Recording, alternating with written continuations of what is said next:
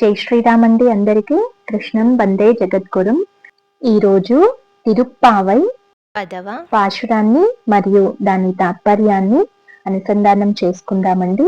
ఆండాళ్ తిరువడిగలే శరణం நோற்றுச்சுவர்க்கம் புகுகின்ற அம்மனாய் மாற்றமும் தாராரோ வாசல் திருவாதார் நாற்றத்துலாய் முடி நாராயணன் நம்மால் போற்றப்பறை தரும் புண்ணிய நாள் பண்டொரு நாள் கூற்றத்தின் வாய் வீலம் கும்பகரணனும் தோற்றுமுனக்கே பெருந்துயில் தான் தந்தானோ ஆற்ற அனந்தல் உடையாய் அருங்கலமே తేట్రమాయ్ వందు తిరమేలో రెంబాబాయ్.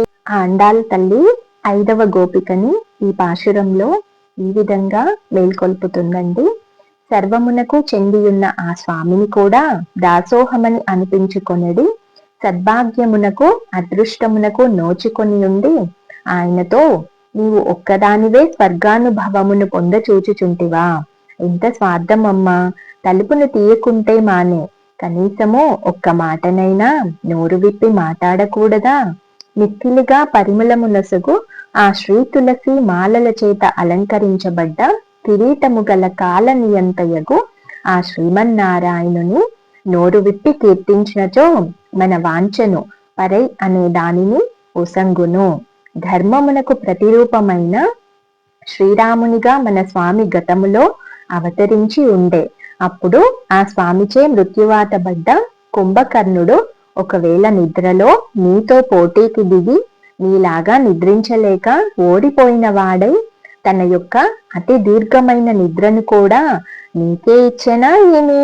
లేనిచో అంత బద్ధకమేమిటమ్మా? నీతో కలిసినంతటనే మా గోష్ఠి పరిపూర్ణమైనట్లుగా శిరోభూషణమైనటువంటి దానివి నువ్వు.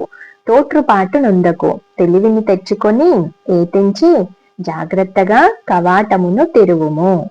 ఈ పాశురంలో గోదాదేవి ఒక కృష్ణ భక్తురాలు, సర్వం కృష్ణుడే అని భావించే ఒక గోపిక గురించి చెప్తుందండి. ఆ స్వామిని కూడా నువ్వు దాసోహం అనిపించుకున్నావు, అంతటి అదృష్టానికి నువ్వు నోచుకున్నావు. ఆ అదృష్టాన్ని, ఆ స్వర్గానుభవాన్ని నువ్వు ఒక్కదాన్నే పొందుతావా?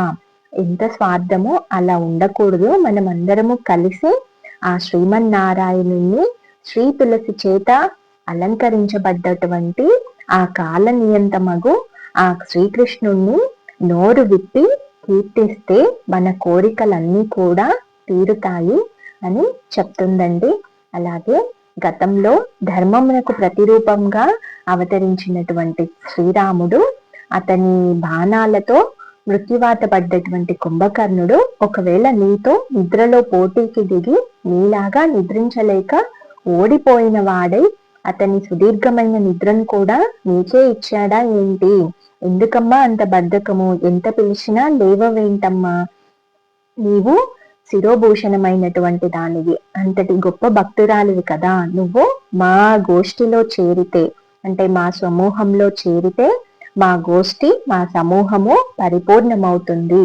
మనమందరము కలిసి ఆ కాల నియంతయగు శ్రీమన్నారాయణుణ్ణి కీర్తిద్దాము. మన యొక్క కోరిక అయినటువంటి పరై అనే దాన్ని ఆయన ఇస్తాడు. కాబట్టి తోట్రుపాటు పడక నిదానంగా తెలివి తెచ్చుకొని ఏతించి జాగ్రత్తగా తలుపును తెరువుము అని ఈ విధంగా ఆండాల్ తల్లి 5వ గోపికను మేల్కొల్పుతుందండి. మనం కూడా మనలో ఉన్న బద్ధకాన్ని, ఇప్పుడు ఏం లేవుస్తాంలే అని ఇలా అనుకుంటాం కదా, ఆ నిద్ర అనే బద్ధకాన్ని వదిలించుకోవాలి. ఈ పాశురం నుండి మనం అది ముఖ్యంగా నేర్చుకోవాలి. మరియు మనకి ఎంత భక్తి ఉన్నా సరే మనం ఎప్పుడు కూడా ఆ స్వామిని కీర్తించాలి. గోష్ఠిగా, ఒక సమూహంగా స్వామి కీర్తన చేయాలి అని ఈ పాశురం నుండి నేర్చుకోవాలండి. ఇదండి, రేపు 11వ పాశురంలో మళ్ళీ కలుద్దాము. జై జవాన్, జై కిసాన్, జై శ్రీరామ్. ధర్మో రక్షతి రక్షితః. కృష్ణార్పణం.